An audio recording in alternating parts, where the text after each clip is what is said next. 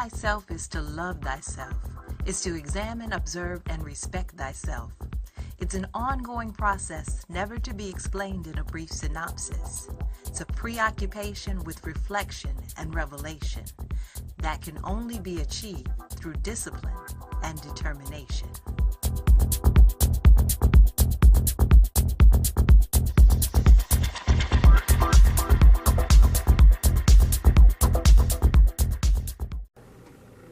Hey, welcome to the Encouraging Word Show. I thank you for tuning in. Now, I'm Jamila Freelain, your host. If you haven't seen the show before, you are in for a treat. The show is actually based on a book that I wrote last year, and the book is actually called Free Money for College. The whole purpose behind the book was to inform students and parents on tips, resources, and strategies that you can use based upon my own personal experiences and struggles, as well as based upon some of the different things that I've learned working in higher ed for over 20 years. I want to help you reduce your costs. I want to help you to not just to go to college, but to also graduate from college and to do so without a whole lot of debt, because that's actually a situation a lot of people are in. So definitely, if you get a chance, check it out, and I would recommend reading it highly. Now, for today, I have a special guest with me. His name is Ernst, and he is the program chair at Central Piedmont Community College for non-destructive examination. That's a mouthful. Yes, it is. Many syllables and everything we do. Well, thank you for coming today, Rand. Now, just to kind of let you guys know, I did my little research beforehand, and I actually know this guy pretty well. Now, just according to the ASNT website, and ASNT stands for? The American Society of Non-Destructive Testing. Okay, and so according to their website, what NDE is, for those of you who don't know at home or have never heard of non-destructive examination, it's basically a method of testing or examining an object without ending up, without destroying whatever the functional use of that object is. Now, can you give me some practical or real-world examples of what that means or how that is used? Okay. Well, non-destructive testing is one of the best kept secrets in industry. I would agree. In reality, what it means is we are the people who test everything around you to make sure that it's safe. Okay. We make sure that the wings stay on airplanes. Mm-hmm. We make sure that power plants are intact, the welds stay in place. Okay. We make sure that refineries are okay. Mm-hmm. Shipyards, we take care of petrochemical companies. We take care of construction when a new building or a new bridge is being made. We're the people that go in and inspect that to make sure it's happening. And not just new, we also do the maintenance there and after the product is in use. Okay, so you literally do help keep us alive. Yes, we do. It's Wow. very serious stuff. Yeah, I would agree. Now, how did you personally get into NDE, or non-destructive examination, for those of you that might just be tuning in? Well, actually, I had graduated high school and didn't really know what I wanted to do, and I looked into computer programming at the time, and that was way back in the days of wood-burning computers. And found out very quickly that wasn't for me. Okay. And my brother went through a school in Minnesota, a 2-year vocational school. Oh, okay, yeah. And he got a job with General Dynamics, who manufactures the F-16 and other aircraft. Mm-hmm. And he was flying all over the world and making great money, had a great job. So I thought, I don't know what that is, but I'm going to go check it out. Right, I don't blame you. That was quite a while ago. And no regrets. Well, no regrets. We might need to do a retake on that one. No. That's funny, but no, I know that you enjoy and you love your job, for sure, for sure. So, of course, you guys saw the headshot of Rand there. One of the things you talked about just a second ago is aviation. Now, this cool shot that they're seeing there at home shows what looks like you holding up maybe a spaceship or something. Tell me about that. Yeah, I used to support the shuttle program. Literally. But I spent 9 years, before I started teaching here at Central Piedmont, I spent 9 years working at the Space Center in Florida, where we inspected the space shuttles themselves, the solid rocket boosters, and all of the support equipment needed for that. Wow. What was that like? That was really, really a cool job. That was very, very interesting. I mean, it's neat to sit in the left-hand seat of the shuttle, the driver's seat. Oh, wow. You got to actually sit inside. Yeah, we used to go inside. I've been all inside it and outside it. And, wow. It was interesting, and something a lot of people don't know is that the Space Center in Florida is one of the largest nature preserves No, I wouldn't have known that. in the country. Mm-hmm. So you're going to work and there are birds about this high, kind of, just walking Just along, cranes. checking things Right. out, They're and keeping wild it. boars and deer and Wild eagles, boars? yeah, all over the place. Did they ever chase or anything? Not me. So wow, what an experience to have worked on a spacecraft. Yeah. That's pretty awesome. Now the next picture that they're seeing there looks like you're in the wingspan of something, or it actually looks kind of like a shot that where you're like in an attic or something. What is that one? Is that in the wingspan of the actual spaceship itself, or a spacecraft itself? Space shuttle. Space shuttle. There Thank you you. go. Thank you. I You needed bet. that correction. Okay. What it is, it's myself and another gentleman that I worked with Yeah. by the name of Dale Hope, great guy. Okay. And we are actually inside the wing, I believe it's of Endeavor. Okay. And yeah. what we were doing was some bond testing where we use ultrasonics. They worry about with the repeated landings that two parts that are fused together might become unfused. Mm-hmm. So we were doing a bond test to verify with the ultrasonics that everything was okay. Okay. But So- we were crawling around inside the wing with all those supports.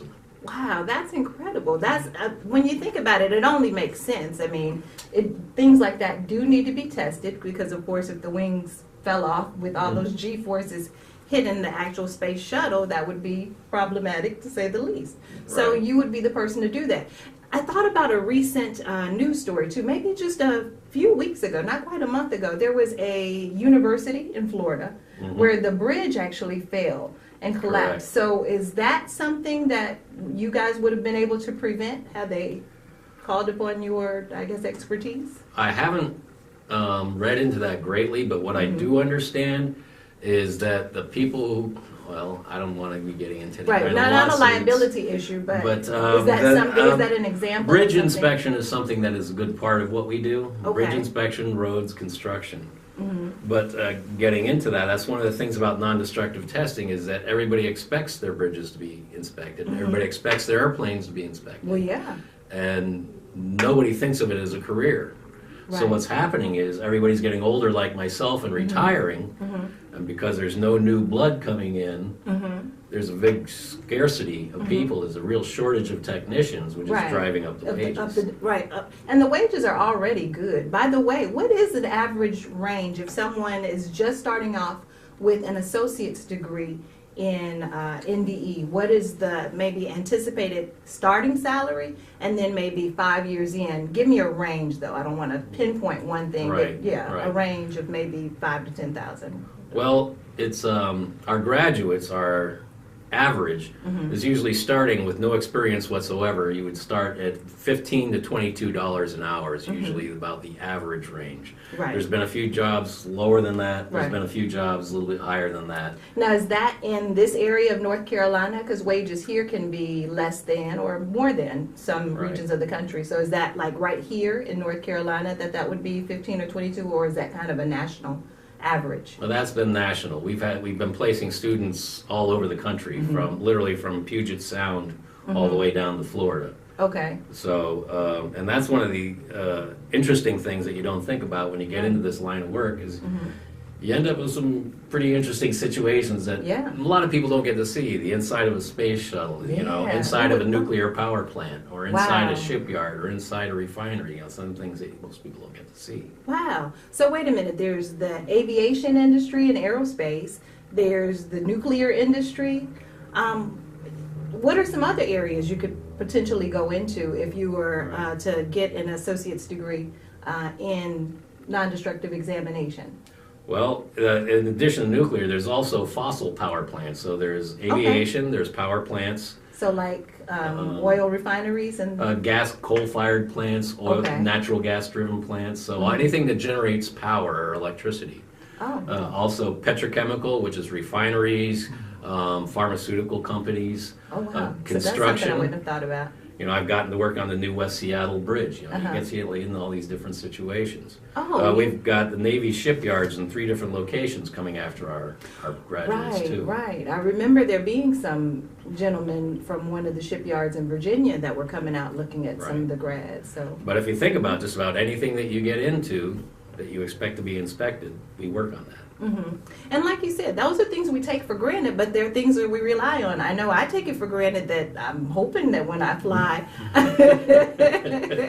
I out of the airport to and from and just taking it for granted that they've been inspected. So this is kind of a lesser known industry, and that's really one of the purposes that I wanted to one of the reasons I wanted to have you on is, you know, a lot of what I talk about in the book is about career awareness and starting early. And the earlier you can start on knowing about some of these career opportunities, the better educated you are and the better decision you're going to make, because you have a wealth of knowledge as opposed to what mama told you about, what daddy told you about, what your cousin, sister, or brother might have told you about. Plus, it pays pretty well. Now, we were talking about average starting salaries. Let's say I've got a 2-year degree in non-destructive examination. Right. Thank you. And maybe I'm 5 years in. What average salary can I anticipate having? What would be the range? Okay. Well, again, you would start with 15 to 22, roughly, just as a starting wage with no experience whatsoever, and you'd start as a trainee. Okay. And the industry is built so you have to work your way up from the Right. bottom. But 5 Like years most in, industries. and it's very much dependent on industry. Some industries pay more than the others. Power generation pays more than construction does, or something of Okay. that nature, or manufacturing. Okay.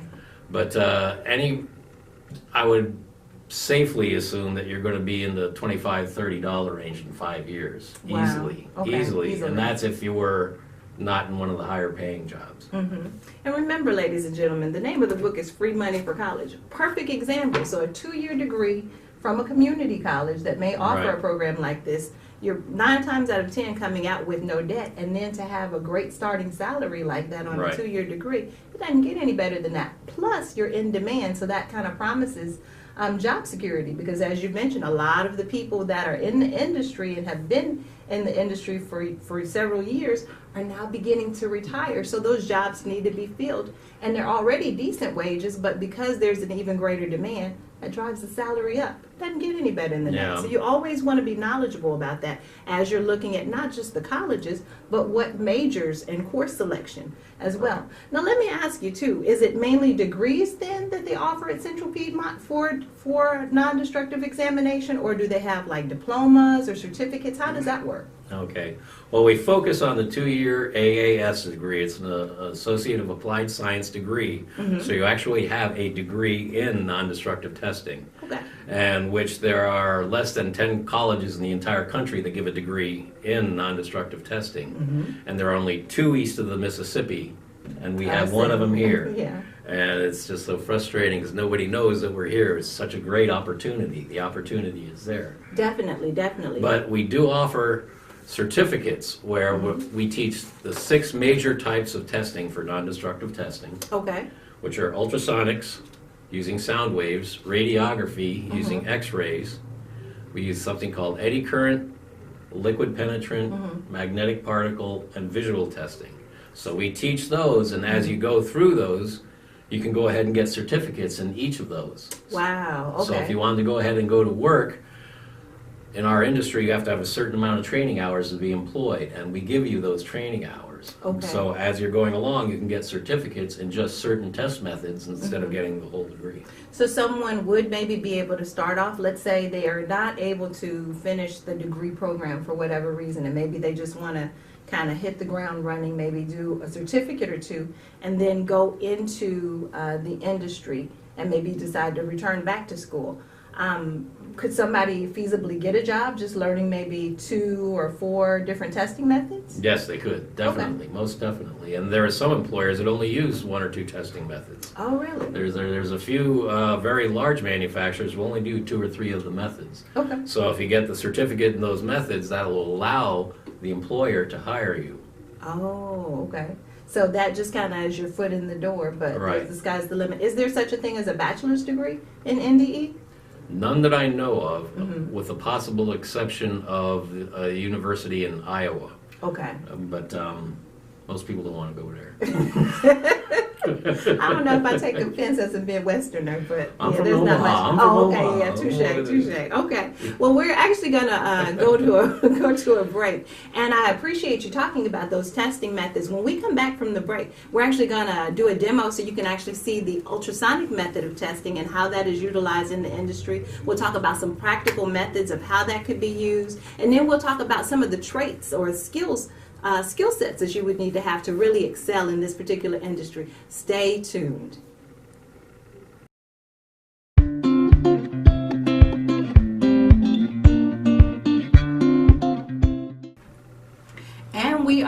Now, for those of you just catching the show, who I have with me today is the program chair for the program chair for a non-destructive examination, and he's at Central Piedmont Community College. This is Mr. Ernst. Thank you for coming today. Hello. Okay. Glad to be here. Now, in the first half of the show, we were talking about different testing methods that are used in various ways on things like space shuttles. I almost said spacecrafts, like we were going to hover and be beamed up. But it's a spacecraft of sorts. But on things like airplanes, energy, oil refineries, power plants, especially construction, nuclear. bridges. Construction, all of those different places. So now, what is the testing method you're going to introduce to us today, just so people can see how cool this industry is? Okay. I know a lot of people think that when they hear the word inspection, it's nice and boring, but I'll tell you what, this is some really high-tech equipment that's very good to use. This is called an ultrasonic machine, and what it does is it uses sound waves to test parts for defects or for measuring thickness of things like pipes or bridges or structures. Okay. So what this does is technology came directly from the medical, the medical field where they test pregnant women with ultrasound, checking the babies. Yeah, we've all heard of that before. What happens is it creates an electronic pulse. It sends it to this thing called a transducer. This turns the electronic pulse into a sound wave. The sound wave travels through this, and in this particular type will go down at an angle and will go through. Okay. And then it shows on the screen here where the line across the bottom represents the amount of time that sound moves. Oh, wow. And if there is something reflected, it comes up. And what we do is we set that up so we know that a certain amount of time equals a certain distance within the part. So now what is it testing for? Is it testing for the thickness of this, or what is it doing exactly? You can do both, but with this setup here, I'm looking for defects. Now we have a simulated weld it is an actual weld with a simulated defect in the bottom. Okay, a lack so this of would penetration. be the defect here. Yeah, so that's the artificial defect. So what I'm going to do is put some coupling on here, which is what this does is let the sound transmit into the part, because if there's air in between there, that stops the sound. Just like when they put the gel on the mom's belly. That's right. Baby. Okay. So I'm going to have this thing move along, and now the sound is transporting itself through the part, and now all of a sudden I get there's that artificial defect right there. So this is the sound transmitting down, hitting that artificial defect, and then being reflected back. Wow. And you saw that it was approximately from here to here. As I slide sideways, it goes away because there's no reflector to reflect the sound. The sound comes back. There's the defect. I slide the other way and it goes away, and now it's reflecting farther away. And the nice thing about this is when you need to make a repair on the weld, this right here is telling you the sound path is going exactly an inch, and it's exactly 0.52 inches deep. Okay, so it tells you not only where the defect is, but it gives you the exact measurements of where to find it. So when they come in to make a repair, they just dig it out from here to here, re-weld it, we come back, retest it, we let them do all the dirty work. So the welders would come and seal that shut. How do they get in? They would unweld this and then seal it back. How would you get in there? Let's say this is a pipe. Like, how would that happen? Right, there's several different ways to do it. You always do it from the outside. You can grind it out. Okay. They have carbon arc gouging. There's just certain ways they would just excavate the weld and dig it out. Okay. Until they find it, and then they'll go ahead and then re-weld it back, and we have to retest it again. Okay, so a practical example of this, what would be a real-world example of where this would have been used? In the piping system for a power plant. I happen to live 5 miles from a nuclear plant, so I have a vested interest in it. Yes, you do. So the power plants all are nothing but a bunch of piping. Right. And so we got to check these pressure vessels to make sure that they're all safe and contained. There is an instance, now again, something that the most common use of this is thickness measurement, where they can go straight down and you can test the thickness of the metal. And why would that be important? Well, there is an incident in a nuclear power plant I was in Virginia, the Surrey nuclear plant, where a high-pressure steam line ruptured because it had gotten too thin. Oh, just And over the years it kind of over the years, and it erodes. It always erodes. Oh, yeah, true. So that went ahead and killed a few people. Wow. So from then on, they're doing thickness measurement. I actually worked in a refinery in St. Croix. I think you were telling me about that. Yeah, tell the audience at home. I was working on, speaking of getting yourself into interesting jobs, I was working in St. Croix in the Virgin Islands at a refinery there, a Hess refinery. Wow. And while I was working there, all of a sudden they had a big refinery fire. Wow. And what had happened is, in 20 years of operating that, they had never once checked the thickness, and all that product that was running through there wore through and started a It fire. kind of ate away at the pipes Right. over the years. So that shows you the necessity of what we do. Yeah, absolutely, absolutely. And as a lot of the, pipes and stuff in our different infrastructures in those industries begin to erode and age, I could see the need even more. Definitely. Correct, wow. yeah. Like I So say, that's it's pretty all cool. around you. It's all around you. Yeah, just stuff you just don't think of. Again, it's the things we take for granted, and the fact that there's a whole industry around this, and there's a ton of jobs available. Yeah, we have well over a 90% placement rate. Yeah, yeah. Our graduates, we have several graduates coming up in May. Most of them have about 4 job offers that they're deciding between which one they want. Which is incredible because, of course, on the flip side, we know that there are several people who come out with thousands of dollars worth of debt and no job opportunities. Right. So this is really a cool area to go into. Let me ask you, because I think when I look at this, I know maybe somebody at home could be maybe intimidated by looking at this. They're like, wow, that looks heavy math and science. This is STEM related, though, by the way, if you really think about it. So would somebody that would, let's say, have a interest in maybe engineering be a person that could be a good fit for this program? Very much so. And as a matter of fact, it's interesting that you mentioned that. It's this is a great opportunity for someone who has a little bit of sharpness going on, Okay. but also likes to work with their hands. Someone that's sharp but doesn't want to work in a cubicle their whole life. Right, right. Nothing wrong they're with that. a doer, someone who wants to be out there working with stuff. Okay.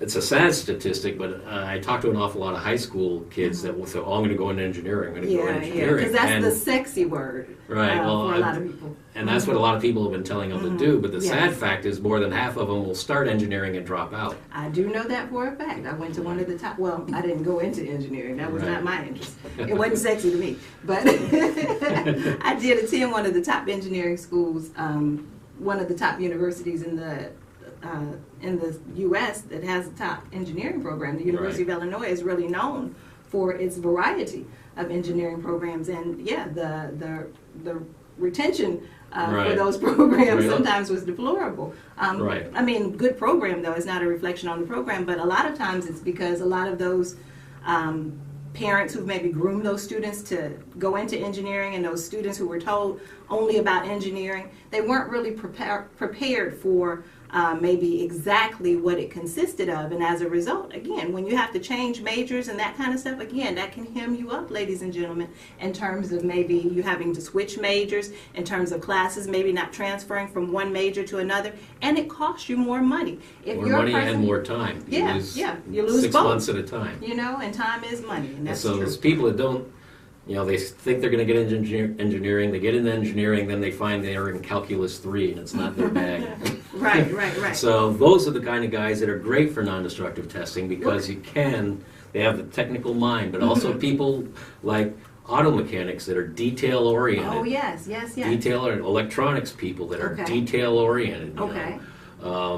Welders, some of the welders, the sharper welders. We've got several that are coming over from the welding program that are coming on over to our non-destructive testing program. So people that are detail oriented, people that understand the seriousness of what they're doing. People's lives depend on what we do. We can This is joke around all we want. People's lives depend on what we do. So you have to be Absolutely. serious. You have to have integrity. You And that's know? something I want to ask you in a bit, just kind of about the traits. And then what kind of math is used as well? So is this, you said calculus 3 wouldn't be your bag, maybe. So It's would I not. have to know a lot about calculus, or what are the No. types of maths that you would say would be best suited towards NDE? The math isn't as heavy as a lot of people would like to think. Again, for ultrasonics, the big thing you need is algebra and trigonometry. Okay. Because of the angles that the sound travel through the parts, Okay. the trigonometry helps you envision what you're doing. To be honest, I hate math. I absolutely hate. Okay. I'm not friendly with math. But Y'all are in a relationship, but in what we do, they ask for the college, part of your general education requirements is to take a trigonometry algebra class and one practical level of physics. wow. And that's all the math you do. And besides, the things are so high tech now, the machines do all the math for you. Right, right. You know, so it really isn't a problem for someone as long as they can get the concepts in their head. They're Right. doing okay. Okay, cool, cool. So now you mentioned integrity. That's one of the traits you definitely have to have. Character, integrity. Why would that be an important trait in your industry? Well, as I said, that people's lives depend on what we do. And if you're testing a bridge, and let's say, or an airplane wing, or a refinery, or whatever it is you're testing, and it's Right. late on Friday afternoon, you got a hot date, and 10 minutes before closing time, you find a defect. It'd be real easy to turn away and say, "Oh no, I don't see anything." Oh, that bridge is fine. Your integrity, you've got to take there, finish your job, get the thing taken care of, get your report written, and do everything that's required. Right. Plus, some of the better jobs, the jobs for the Department of Defense, for the aerospace, Really for the sweet. power, the nuclear plants, you really need a clean record. You can't get into places like that with a felony or multiple felonies. Okay. You know. Okay. But the integrity is, again, everything that you're about. You can't let there are positions, I have had instances where people tried to bribe me to let things go. Okay, And wow. no, I'm not going to do that. Or you have to have the strength under pressure, because you have to have pressure sometimes to get the job done, and you got to stick by your guns because your integrity is everything. Okay, and you did mention, of course, attention to detail, which stands to reason, because, of course, if you kind of overlook something, again, that could be putting people in harm's way, really. Correct. And there could be a structural defect that you overlooked if you just kind of skim through things. So I could see where that would come into play. What about communication? Why would communication be a very important trait to have if you're going into this industry? Okay, well, in our industry, really the final product, you go ahead and you do the inspection on whatever piece it is you're doing, but the final report is what we actually give to the customer. The customer, you have to be able to write everything clearly, concisely, Okay. completely, Right. and you have to transmit that. There are also times Okay. when you go to a job where you are working out of a shop, but you get in your truck and you go way out to the job site, you're going to a refinery or construction site, you've got to talk to whoever the people are there, communicate with them very clearly. So I'm written here and with verbal. this to do this. You have to understand what they are saying Right. and listen to what they are saying and Right. make sure that you are inspecting the right area of the right part. Okay, makes sense. And we've heard of instances, even in the medical industry, where somebody has the wrong something Right. taken off or Right. operated on because there was a miscommunication. So I could see again, in this instance, why it would be very, very important. I know you mentioned being a hands-on person. Another thing you mentioned, being competent in spite of pressure. And give me one example of that, and then we're going to begin to wrap up. Okay. Well, there is one instance where when they're getting ready to launch the shuttle, that they bring the shuttle up and then they attach it to the solid rocket boosters and they attach it to the external fuel tank. And someone didn't do that right and over-tightened it.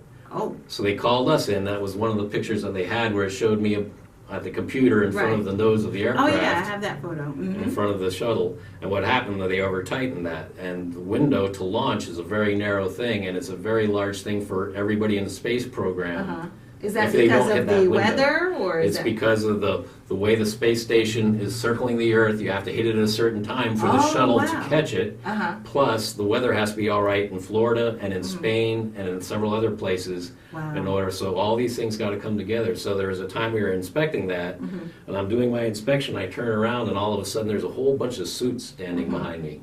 Say, is it ready yet? Is it ready yet? Wow. And I have to look at them. So there's no, well, let's do it at 5. No, none of that, right? No. Okay, gotcha. Wow. So this is so cool. You've been so enlightened. Now I know you just mentioned for me some other traits as well. So someone that can be adaptable, someone that demonstrates courage, leadership. has a natural curiosity, and tends to be objective. Those are all some helpful traits to really help you be successful in non-destructive examination as well. One last thing, the word of the day today was opportunity, which hopefully we've exposed you to a new possible career opportunity. What does opportunity mean for you in 30 seconds or less? Okay, well, opportunity for many things.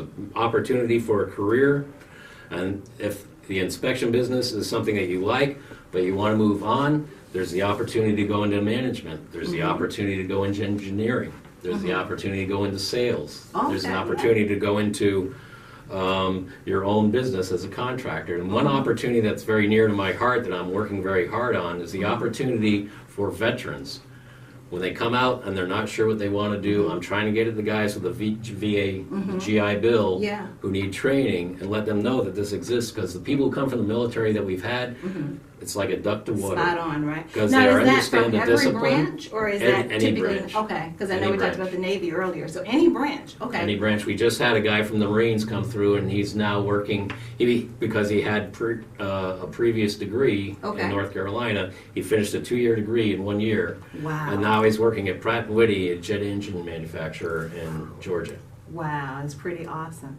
Well, I want to thank you again, Rand, for coming on to the show. Very- We appreciate very having you. much And enjoyed I'm it. sure the audience has been enlightened by your encouraging words and just kind of telling us about this wonderful industry. I want to close out with a quote, one of my favorite quotes by Marianne Williamson, and it states that our deepest fear is not that we are inadequate. Our deepest fear is that we are powerful beyond measure. It is our light, not our darkness, that most frightens us. Don't be frightened, embrace your gifts, and thank you for watching the Encouraging Word Show.